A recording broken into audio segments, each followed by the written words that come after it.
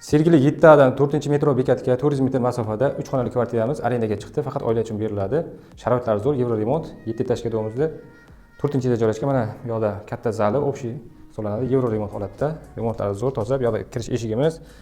Chap tarafimizda mana oshxona joylashgan. Oshxonada ham hamma sharoitlari bor.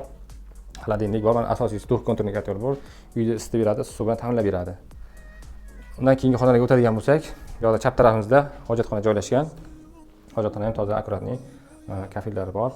Bu yoqda mana bitta detskiy xonamiz 3x4 razmerda. Oxirgi xonamiz spalniy, ota-ona yotoqxonasi.